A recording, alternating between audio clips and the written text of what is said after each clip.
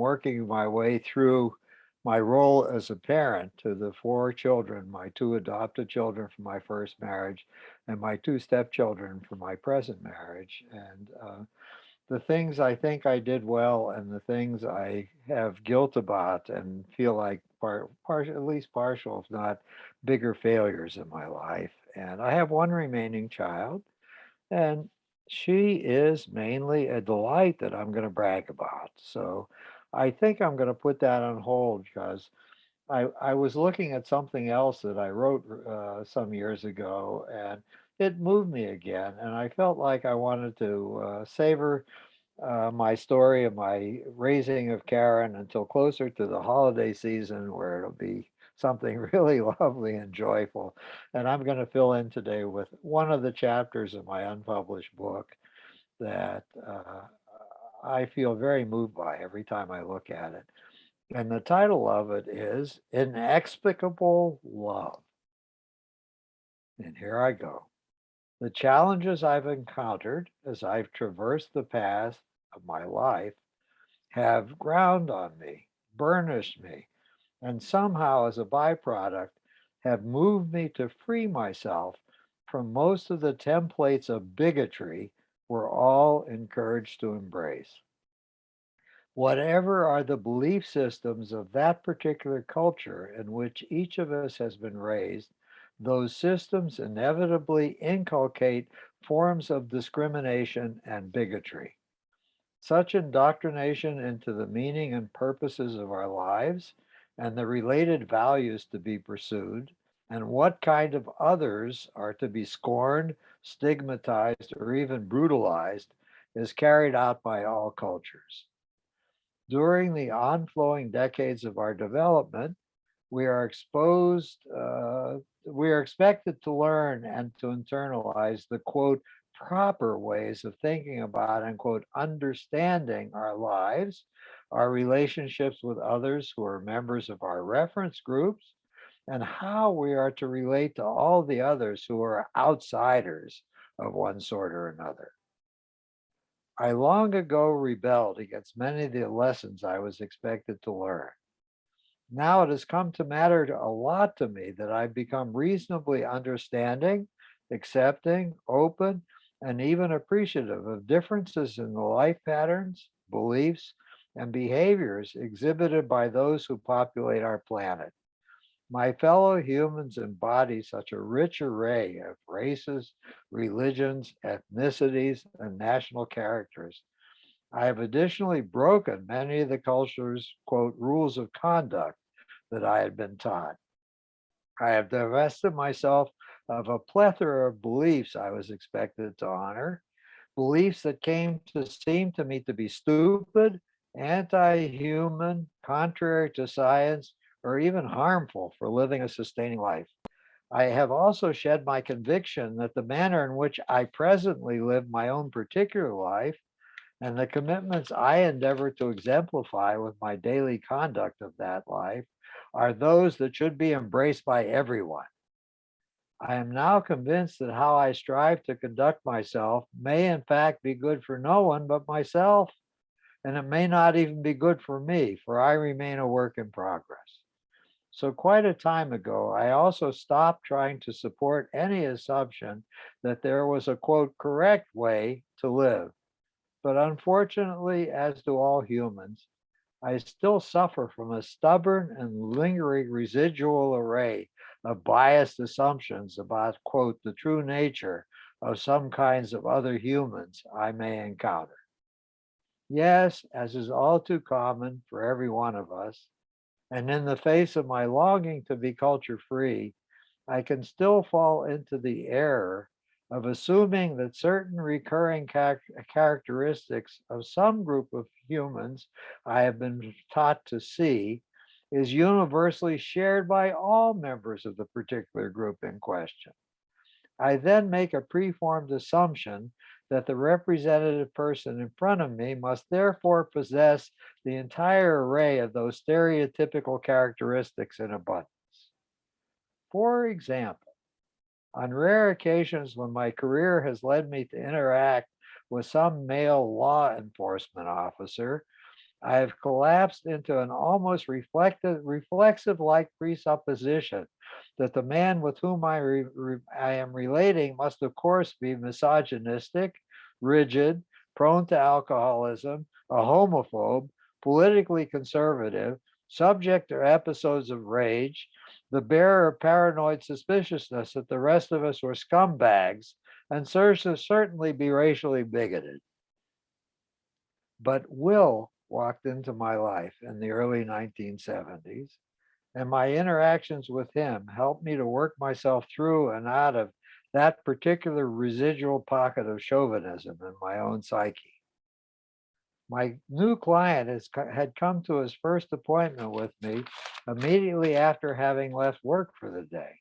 He was a sheriff's deputy, so he entered my presence in full regalia, his neatly pressed and creased khaki sheriff's uniform, well-polished black shoes, a badge, and a holstered pistol. The man who seated himself opposite me was a large, muscular, imposing figure, probably about 6'4" in height and weighing what I would have guessed would have been about 210 pounds. At first, I could not fathom what strange set of forces had sent Will my way. For in addition to the conventional characteristics I enumerated above, I knew that few law enforcement personnel's were that law enforcement personnel were not possessed of a great deal of psychological mindedness and would have minimal willingness to seek counseling to better manage their lives. But show up Will did, so it was time for me to find out about him and to see if I could help make some difference in his life. I need a Kleenex. I didn't have to wait long to hear about Will's distress. Doc, I don't think I can stand my job anymore, he said softly with quite a pained look on his face. Of course, I followed his opening lead and asked my client to tell me what was so distressing about the work he did. And also, of course, I expected to hear about dangers, shootouts, car chases, intense episodes of terror, or Lord knows what other horrors. As I listen to a client's story, too often I get into trouble by assuming I already know where the description of some experience is headed. Yet with a distressing frequency, I soon discover that my immediate prediction of what I'm going to hear is way off base and that I may know nothing whatsoever. And on far too many occasions, I fall into the same error with my poor wife, who desperately struggles to say aloud a description of some experience she wants to share with me, while I am talking over her, finishing some of her sentences for her, and completing for her totally incorrectly. So, no, I was not about to hear stories of atrocities inflicted on Will by the duties of my client's work life. But instead, I soon heard a description of the unspeakable horrors inflicted on Will by his own internal life. You see, my client was assigned to the booking department of the Los Angeles County Jail. He was a sergeant supervising the work he and others had to do when deputies working in the field brought an arrested person to the jail. A record had to be opened and mugshots and fingerprints taken, and decisions needed to be made about in which of several holding cells the detainee should be incarcerated. Will had managed to see to it that the process almost always was done quickly and efficiently. For the most part, Will found those who had been dragged before him to receive his services to be pitiable. So many arrived staggering from alcoholism or drugs. But yes, some thugs and gangbangers were hauled in who were surly and hateful. He also found the booking of those accused of domestic violence or of child abuse quite unsettling. But none of this, on first hearing, sounded to me like an unbearable set of challenges. And instead, all I was focused upon initially was that Will's job assignment safely sequestered him from the violent and dangerous confrontations often inflicted on his colleagues in the field. By degrees, my new client finally got to the heart of the matter of his, turn the page, distress. When Will showed up at my office at that period in Southern California's history, the Los Angeles County Sheriff had been pursuing a much publicized crusade to crack down on male homosexual encounters in public places. Undercover agents were going into certain areas in county parks at night, into bathhouses, into gay bars, and onto certain street corners known to be gay hangouts and hookup places. In a way that was often an entrapment, they began to arrest a large number of homosexual males. And what was troubling Will the most was the treatment meted out to gay men who had been taken into custody by an arresting officer and upon arrival at county jail, even by some members of Will's own booking staff. By the time the alleged criminals had been brought to the jail, they were often bloodied, brutalized by arresting officers, and beaten with fists and clubs to the accompaniment of curses and many shriek words reviling and condemning the prisoners as loathsome creatures who are a plague upon life on earth itself. But the hateful and terrorizing treatment of the gay men did not end with their arrival at Will's domain. Will would watch helplessly as his staff would also curse, kick, and spit upon those in their custody. They would frequently knock them to the ground and drag them helplessly to their placement in cells. It was a joke in the unit that the queers were to be incarcerated with the most violent hoodlums, who were then likely to continue their brutalizing punishment from inside the withholding cell when no one was looking. So my client was now spending significant amounts of his work life in an overflowing cauldron of raging homophobia run amok. For a time after the war on gayness had begun, Will had tried to call upon his deputies to remain professional, treating gay arrestees no different than any of the others. However, my client soon learned not to try to stem the tide of hatred with much vigor. He grew afraid that if he protested the ill treatment of the gay men too sharply, he would lose credibility with his crew as their supervisor, and they would start to rebel against him, gossip about him, and accuse him behind his back of being a homosexual himself. Of course, I was not an idiot. I began to suspect that Will was, in fact, a gay man, but I did not give voice to my supposition for some time. I felt I had to grow Will's trust before there would be an opportunity to discuss with him what then was such a taboo subject. As we began to know each other, I learned that Will had been abandoned by his father at an early age, around 6. The man had left his wife and children abruptly and had simply run off to another city, ditching his potential role entirely, never paying any support, and not visiting his 2 children. Will had an older brother. As is so sadly the case for many of us, Will then attempted to master the trauma of father loss by acting to give away to others that for which he still so intensely longed. For example, the sheriff's department had a very comprehensive set of community outreach services, including a variety of programs for youth. And Will spent most of his free weekends supervising outings for male who were preteens, taking them to sporting events, teaching them crafts, and leading them on wilderness adventures, playing out for them in a surrogate role, the caring father for whom he had always longed. The male youth adored him.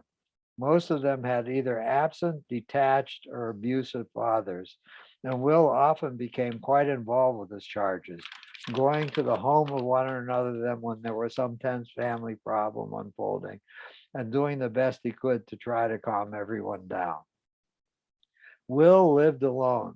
His biggest obsession was the Datsun Z40 240Z sports car he had purchased for himself. He hand washed it every weekend. He kept it immaculate. He cleaned crevices with Q-tips. He vacuumed it daily. He polished and waxed it every month. Will had no close friends. My client did go out socially with some of his colleagues on occasion, but he did not like what he called their BS their conservative politics, their misogyny, and their anti intellectualism. He himself was going to community college in his spare time to get an MA in criminology. So he mainly kept to himself and worked on his class assignments when his work duties, his needs to maintain himself and his apartment, and his community activities left him some discretionary time. The person in his life to whom he was the closest, no surprise, was his mother. He had become the parentified child at an early age, feeling that it was somehow up to him to mitigate the troubles inflicted on the members of the family by his dad's flight, and in particular, soothing his mother in the face of her distress. When I met him, he was contributing some portion of his earnings every month to her to allow her to have a better quality of life than she was able to provide for herself. And he was often engaged as well in a variety of practical ways to be of help to her, running errands, fixing things in her apartment, and giving her company when she was lonely. His brother had married, and Will was also very involved, being a good uncle to the niece and nephew the brother had fathered. He was always available to his sister in law in a pinch when the family needed some babysitting or had some sudden errand to run. He would make himself available to listen to either his brother or his sister in law when there were family spats and either might be unhappy for a time with the other. Will would comfort them and try to give them some practical advice that could talk them down out of their distress. Slowly, Will came to trust me and became willing to share with me deeper and more anguishing struggles of himself. In his third visit, he choked out the following confession: I think I'm gay, but I don't want to be gay. I fought myself over and over again. And now I've succeeded in closing myself up completely. I've never done anything sexual with anyone, not any grown man, nor any of the boys I've met through my extracurricular activities. God knows I've daydreamed about it, but when I have those daydreams, I hate myself and I force myself to think about something else. I've never dated a woman, nor tried to have sex with one either. I kept to myself all during high school and college. I'm still doing it in grad school. If anyone approaches me, I'm not rude, but I know how to be distant and not give the person any reason to continue our interactions. So, where's your sexuality gone?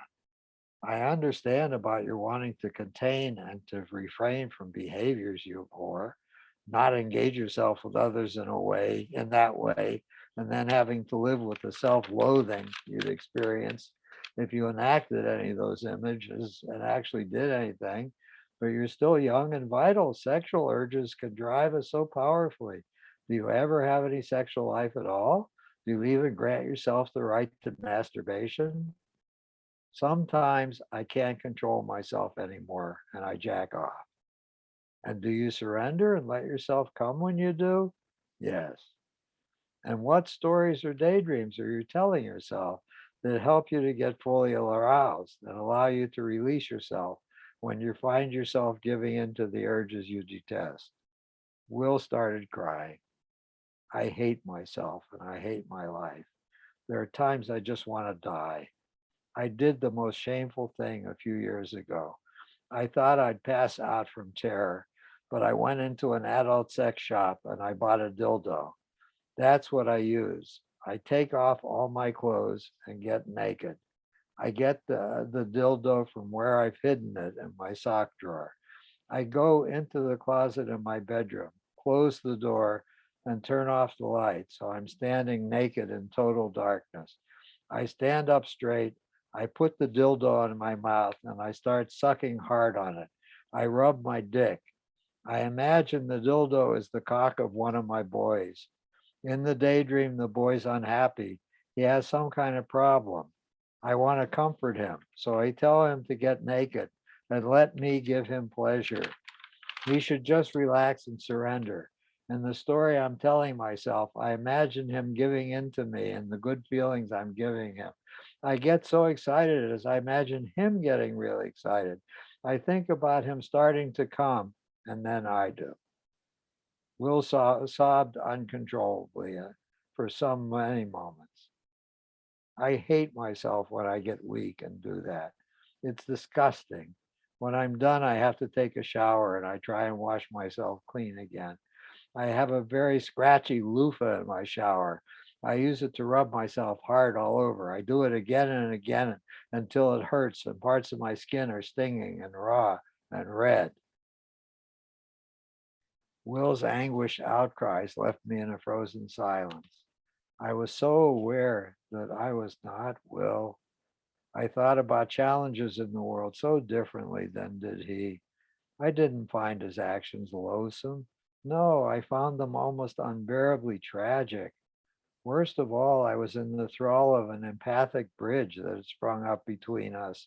All I could experience within myself as I listened to his tormented confession was something he was not acknowledging in the words he was saying to me. Standing in the bleak darkness of his closet, rubbing himself and sucking on a sex toy felt to me just about the loneliest thing I had ever heard in my life. As I kept him company in his anguished disclosure, it was as if a glacial wind and absolute darkness were playing through my soul. I shuddered as I listened, and I thought to myself that his perceived enormity of crime, of his nature, had resulted in his exiling himself to the most frigid and terrible solitary confinement in the Siberian gulag of his inner life. What then followed in the aftermath of Will's disclosure of his anguish was a turn toward a set of conversations about the impossibility of his career. I wound up giving Will a fairly long analysis of his dilemma as I understood it and a review of possible courses of action. You say you don't know if you can continue with your career. I can understand how unbearable it must be for you to be there, knowing about your secret self while you witness such an outpouring of hatred and brutality directed to those whom you believe you might as well be. So here's what my profession has taught me. When any of us are trapped in places in life, a place whose requirements that are horrible cross purpose with significant parts of who we are as a person, a place that demands that we violate ourselves over and over again, something has to give. If we can't find the way to break free, we may go either crazy or commit suicide. There are only three possible ways for any of us to move forward and to escape one or another of those disasters. One possibility is that the self be altered to bring it into conformity with and to reduce the tensions between that self and the demands cascading in on it. But if that self transformation is not desired or is not possible, then the dissonance being inflicted on us by the setting has to be courageously opposed. The self has to protest and struggle to transform the beliefs and practices of the system.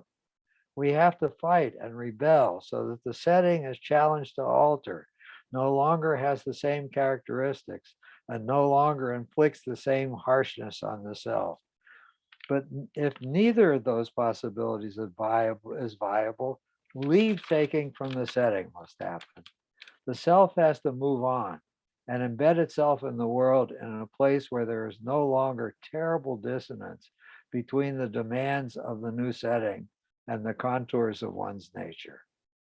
So I think you're right. Staying in the sheriff's department is causing you almost unbearable misery. What should our work be together then? If you've been able to grasp what I've just said to you, it might be possible that I could help you embrace an identity of a gay man without the internal horrible shame and guilt you've experienced for so many years. If we could achieve that, then you could go public, announce your secret to your fellow deputies, and fight courageously against your department's sub rosa encouragement of the brutalizing of gay men. Do you want me to help you begin to make that journey? Do you have the will and staying power to affirm who you are, to rebel against the culture of the department, and to bear the abuse that would be sent your way? I need to tell you, I'm not asking you to be such a hero. So if you don't have the will to begin such a battle, you could quietly begin to think about some other career and get ready to give up your position in the sheriff's department instead. The first of these possible way forwards, being openly gay and publicly fighting the homophobia of the department, seems so unlikely a project as I listen to you. It would certainly be almost impossible for you to go out into the open, even with yourself, let alone to convince your fellow deputies that gay men are worthy of every kindness, respect, and decency that you yourself should be treated, and that you yourself should be treated with respect. So helping you to find some way to enable you to find other work to support yourself seems to be the most reasonable way to reduce your distress. Of course, any new career would have to be one that could provide you a living and one in which your interactions with others, your sexual struggle, and others' bigotry about gayness or lack thereof would be irrelevant to carrying out of your daily task. Change is always hard, but I'm certain that such a transformation that could be within your reach and could be reasonably found. Will spent several more sessions educating me about why it had been so important to him to build a career in the sheriff's department and why it was going to be hard to consider leaving the career path he was following. Excuse me while I take some non alcoholic beer.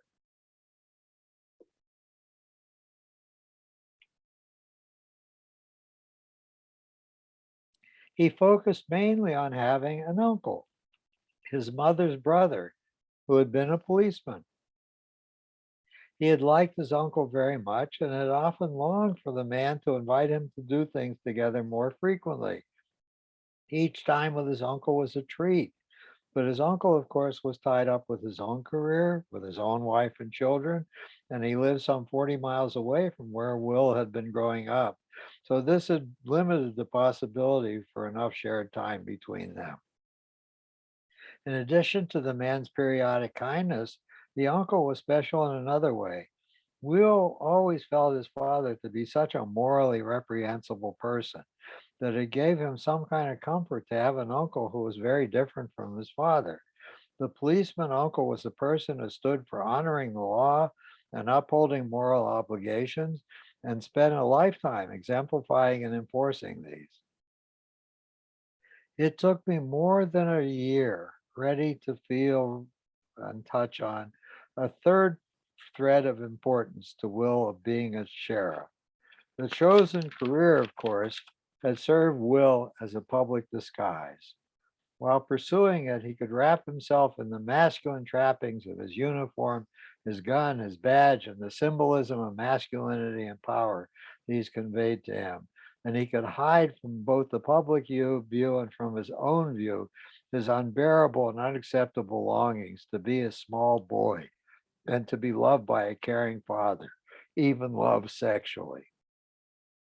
But what was Will to do if he were to resign his present post? It was one he had worked so long and hard to achieve.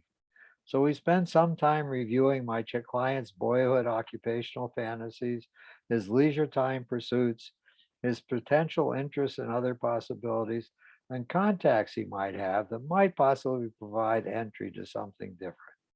In the course of his meanderings, he remembered that an older deputy who had taken a liking to Will early in Will's career beginnings had decided a couple of years back to take early retirement. The man wanted out of the department, had enrolled in night school and real estate courses, and had become a realtor. As the man was leaving his post and saying goodbye to his colleagues, he had told Will that Will should consider doing the same thing. And if Will did, the older colleague who intended to become a real estate broker would certainly give Will a place to hang a shingle should Will ever complete the necessary training. My client had not given the officer much thought at the time the offer had been made some years back. But then, a few months after the older colleague had retired, Will's brother had called and said that the brother and his family were doing better financially and were thinking of buying a home. They wanted to get one with a small guest house or attached apartment so that Will's mother might have an easier life in residence with them and make their and under their wing.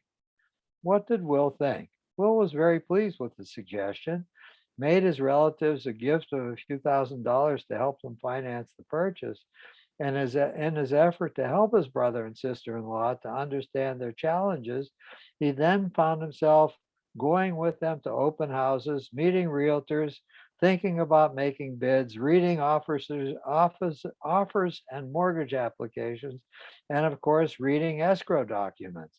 He found the process quite interesting, and his brother and sister-in-law leaned on his good sense a great deal.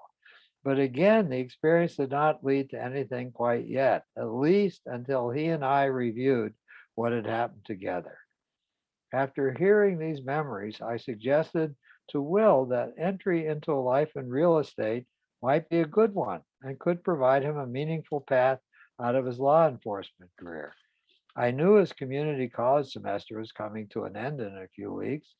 When the next one started, would he consider suspending his progress towards his master's in criminal justice just for at least a little time and instead go to real estate courses? As far as I knew, he could get a certificate of completion and sit for the state licensing examination after the completion of only a small number of weeks' study in the evenings and on weekends. I tried to be eloquent and practical. I told my client he would certainly not be doing any damage to himself and not be wasting his time, even if he were to get the credential and then decide not to enter the line of work. At worst, there would probably be a day coming in his own future when he too might be seeking to buy some home, and he could manage the process better and even save on the commission he would have to pay on sales if he himself also had a license. Will agreed to carry out the experiment, and I was lucky. Just as he had enjoyed being helpful to his brother and sister in law, so he was enjoying the studying he was doing. He sailed through the real estate course with a burst of energy and passed the state exam on his first try. And while he was enrolled, he reconnected with his former colleague, who once again reassured him that he would have a place and a desk in the firm when he was ready to start selling homes. At the time of transition in his occupational identity was a difficult one for Will. As do most newcomers to the real estate profession, Will was working many evening and weekend hours, trying to get listings, trying to get buyers, doing a lot of cold calling, and running on empty, fatigued and uncertain. During the day, he had to remain in his usual position in the jail. It was clear it would be many, many months before he could even possibly imagine that there would be enough coming in from real estate listing and sales commissions to make it worthwhile to risk giving up the stability and security of his sheriff's position. So he endured his inner distress, his fear of being discovered, his rage at the primitive ugliness of his colleagues, his own homophobia and hatred of those who were being arrested as best as he could. Somehow it seemed more bearable because he might at last be on his way out. Slowly, the new career expanded. Will's own wounds, ironically enough, proved to be an asset in facilitating the transition. Feeling as he did that he was a loathsome creature whose very existence was an affront to the world, had led him to create a very useful external persona. He tried to compensate for being a piece of excrement, for being particularly kind and responsive to others, hoping that he could prove that it might have been not a mistake that he had been born. He was a hard worker. He was thorough and meticulous. He was honest and dependable. The members of the public who interacted with him about real estate matters came to value his way of being and of treating them very respectfully and responsibly, and his business grew. After about a year and a half of grinding away, seeking listings and seeking sales, two large escrows closed, giving him thousands of dollars in commissions, and he turned in his resignation to the sheriff's office at last. I had been keeping Will company for about 2 years by the time the transition was effected. I started wondering to myself whether or not he would find some other use for our sessions or whether he would now get ready to say goodbye to me. But I did not have to wait long before he took the second of those forks in the road.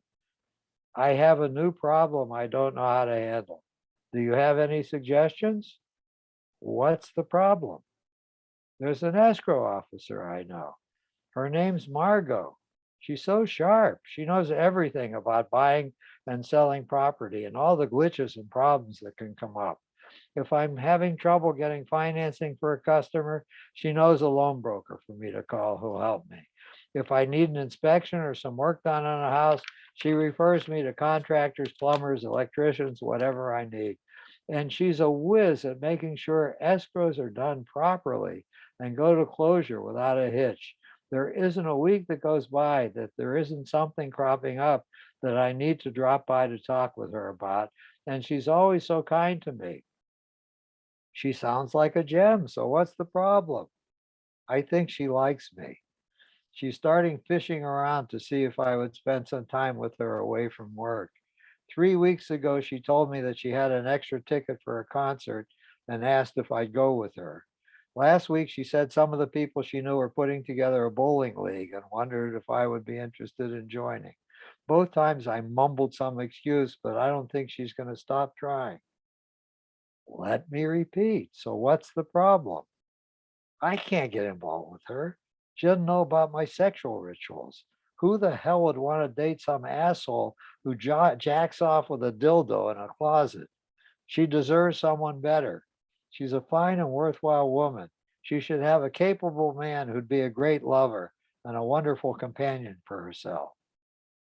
Will, let me tell you something.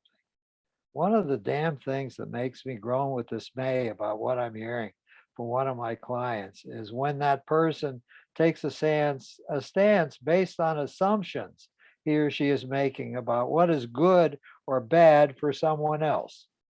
You're wiping Margot out. In your crappy nobility, you're taking away her ability to make a decision for herself about what to do or not to do with you.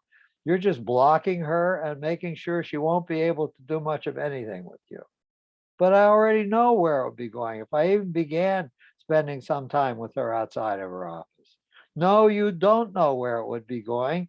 You only know what you imagine would be the case. But beliefs are not the truth, they're only ideas. So let me ask you something.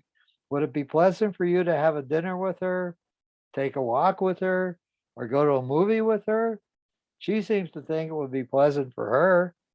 If you put it that way, it probably would be enjoyable. But why are you nagging me about this? We could never be of anything to each other. Oh, for God's sakes, you don't have any friends. Yet the nourishment of someone's companionship could do special things for you. And where have you been the last several years? Haven't you paid any attention to the fact that even openly gay men can often have deep and emotionally satisfying relationships with one or more women, even if they're not sexually involved with each other? For some, the absence of a sexual bond can sometimes produce even a deeper social and emotional intimacy. So, what are you suggesting I do? You like to eat. I've heard that many times, being excited by your discovery of some new eating spot on the South Coast. For God's sakes, invite her to dine with you and enjoy the occasion, the food, and the conversation. It took me 2 more sessions to nudge Will successfully forward into seeing Margot socially. But in the end, he summoned the courage and a touching courtship commenced.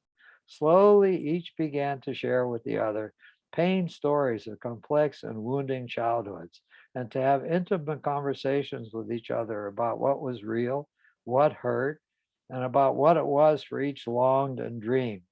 At last, the dreaded and critical moment arrived. Margot had invited Will to dine with her at her little house, a cozy bungalow 2 blocks from the beach she had bought proudly with her own earnings and savings. As the evening wore on, she told Will that she wanted him to stay the night.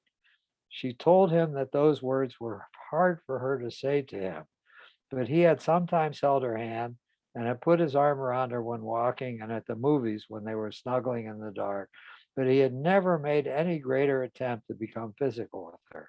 She was so frightened that he had no attraction to her and that he was just being polite, but he probably found her homely and not at all to his liking.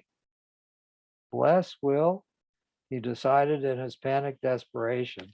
to jump off the cliff.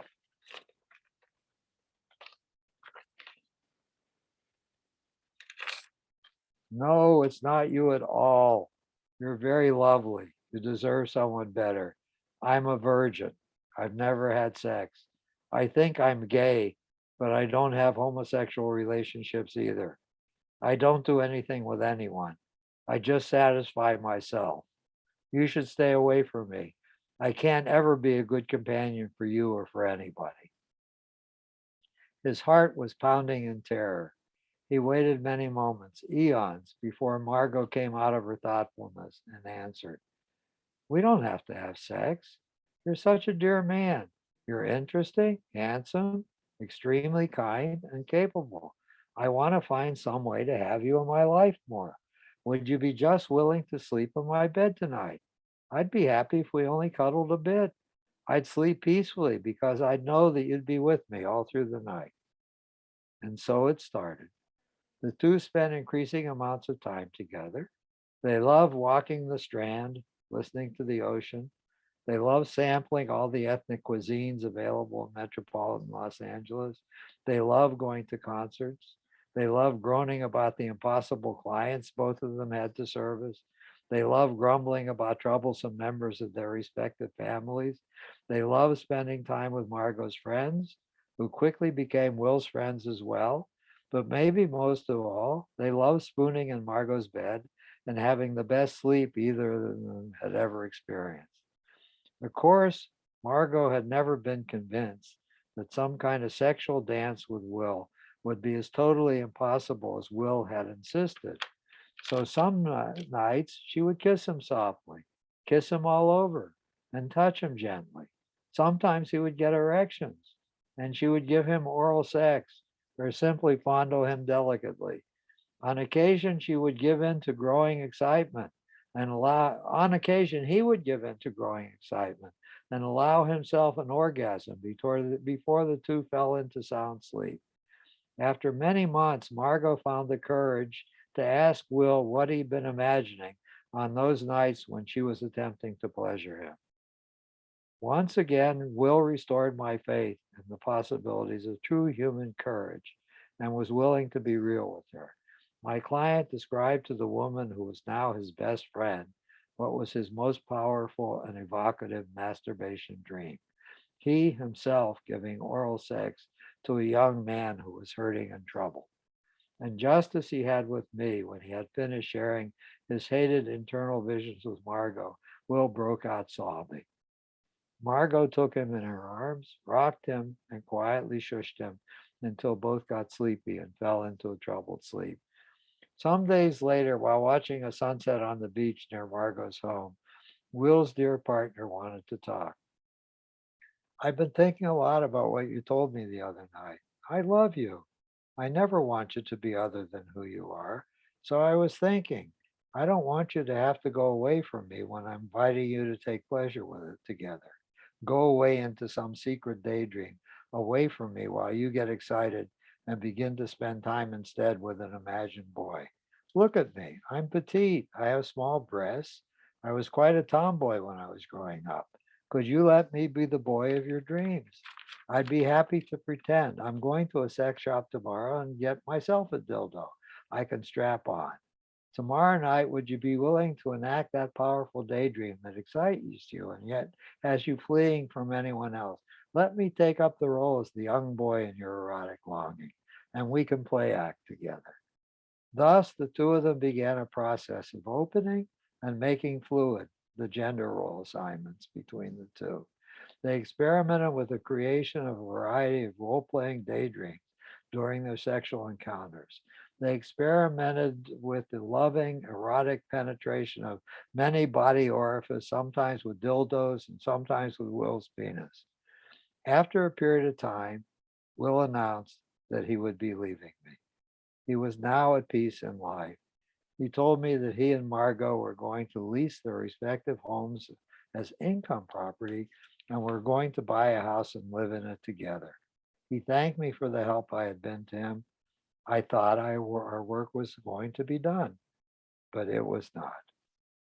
2 years later, the two asked for time with me as a couple.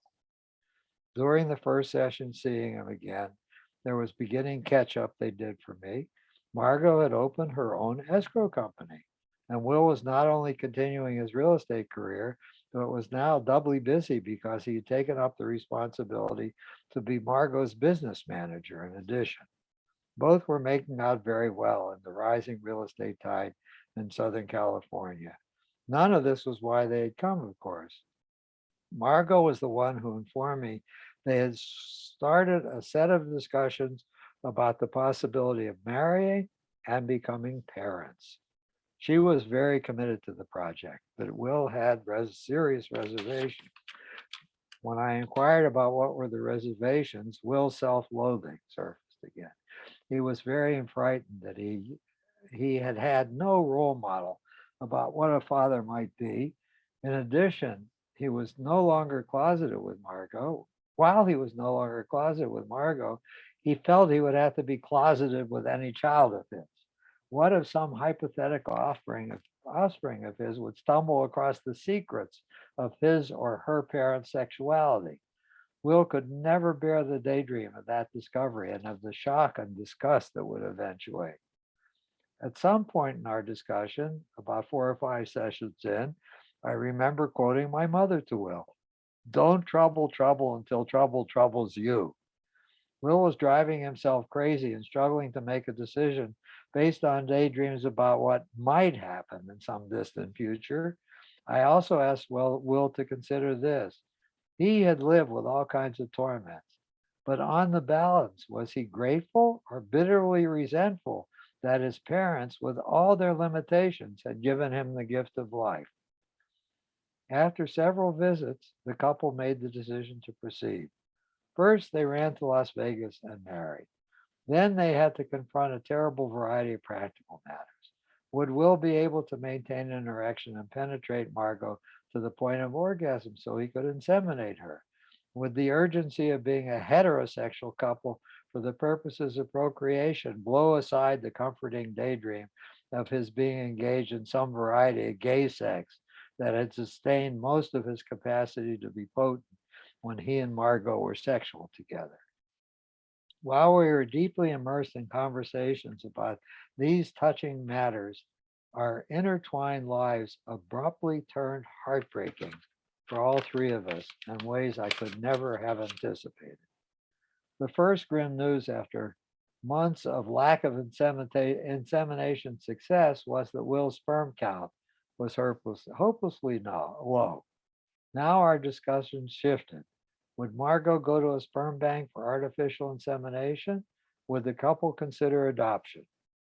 As our conversations progressed, Will next began to experience serious headaches, ones that were quite painful. He had never been a person so afflicted in his life until then. The headaches increased in frequency and severity. Will and Margot had to cancel several appointments with me because Will was too ill and in too much pain to come to our meetings.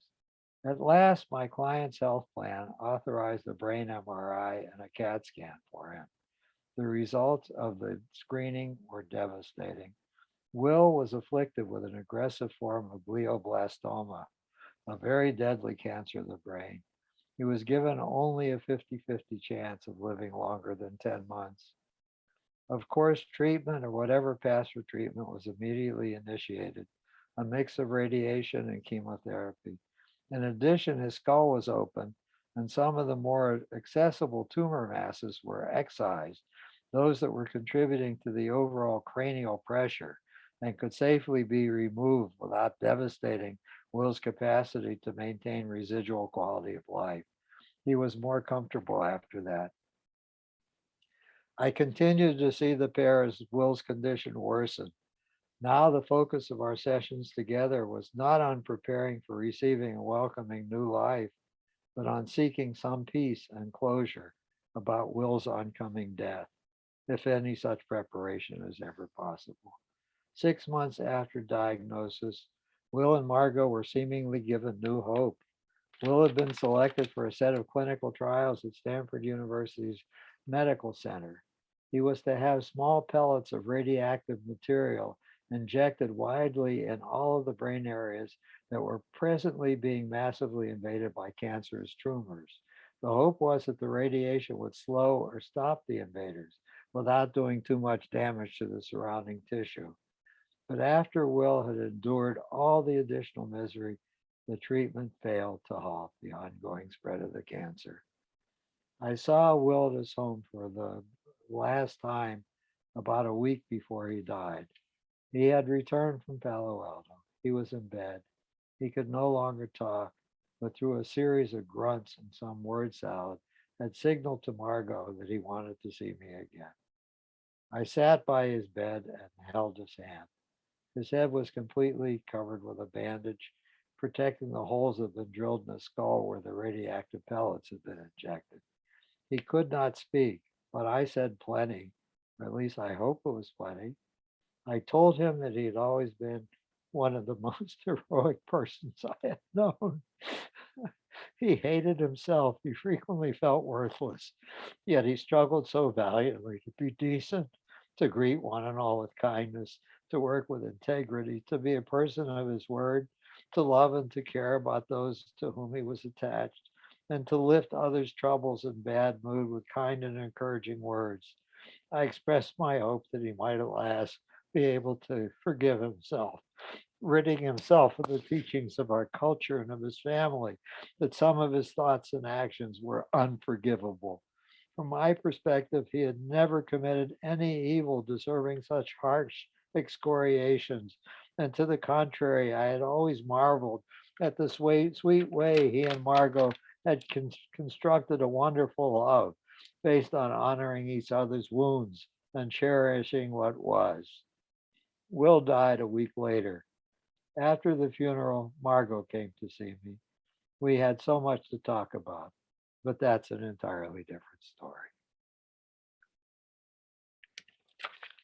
So thank you for listening, and the floor is now A very touching case and tale, Arthur. Indeed, yeah, that's something to really live through with somebody. open. I had a question, and uh, early on in his involvement with Margot, you seem to be kind of like pushing the relationship or trying to promote it. Absolutely. Was there something that you knew or something that you felt um, that was important to promote that rather than him pursuing a homosexual relationship Oh, I with a had no, man? if he had been more willing to consider moving in that direction, I certainly would have supported him. I guess I did. My writing was not clear enough. You two guys know that I believe there are three things that sustain any human life in a way that makes the life seem livable and worthwhile. One is to have something to do with your talents that seems to be working and seems to be a decent way to use your talents. And he was very good at real estate and supervising her business office, and he took a lot of pleasure out of doing that. Second thing is we need solitude. We need time alone to replenish ourselves. He had had plenty of solitude over the years of his life. He was no stranger to solitude. But aside from the members of his family that he related to in a dutiful way, he had no peer human relationships. So Margot wanted to step towards him. I only wanted him to start to have at least one person he could be real with, one person who was a friend, other than mechanically relating to his family in the way he did as a son or a nephew or a brother of his family members. He hadn't fully left home. He had not established a peer group for himself, and she was the first token who would take place in the peer group. When he talked about becoming a parent, I thought many more peers would come because they would, if he had a kid, they would start networking with other families with small children, and his whole horizon would expand more. He would at last have a couples to go out with other people. And if he got braver and his new friend could tolerate him having gay relationship occasionally, I certainly would have supported him in becoming gay. I worked with what showed up. I thought that was a visitation from the universe. Margot had shown up. She was interested in proceeding with him. So he needed human contact other than his family members. Let's see if I can work that agenda. And as I said to him, I guess I wasn't clear enough. There are many gay men that have women who are dear friends. They're not sexually intimate with them in any way, Mhm. but he could have at least one dear friend who was not a member of his family. So that's my answer to your question. Okay. Thank you. You're welcome. Quite reasonable. You worked with what was presented. You worked with Yes. material that was most. And you know me, I'm a expeditious. mystic. If something shows up, I said, oh, this is important. I should listen to the message. Yeah, I think that's an important kind of theme, is to kind of trust your instincts and work with what you see. Oh, you weren't at a group meeting yesterday. So before I tune out, Aaron, I want to tell you, I got 2 fortune cookies recently. We had Uh-huh. Chinese food sent in, and we got enough food so we would have leftovers. So they sent us fortune cookies for 4. So both of Hermine and I got 2. Talk about mystical things showing up. Here are my 2 fortunes that came 2 days ago. The first one was, many people are seeking you for your sound advice. Can you believe that? It's actually printed on that fucking slip of paper. You should frame that. And the second one is, you have a reputation for being straightforward and honest. Ah, very good. I think you should put those as reviews on your website.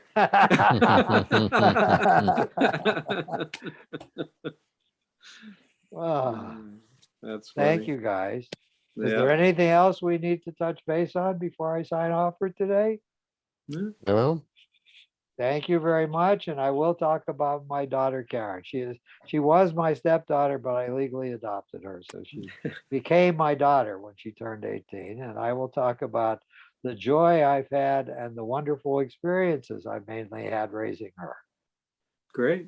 okay. All right. See you next Well, week. See you. We'll see ya. Okay. Bye now. Bye. Bye.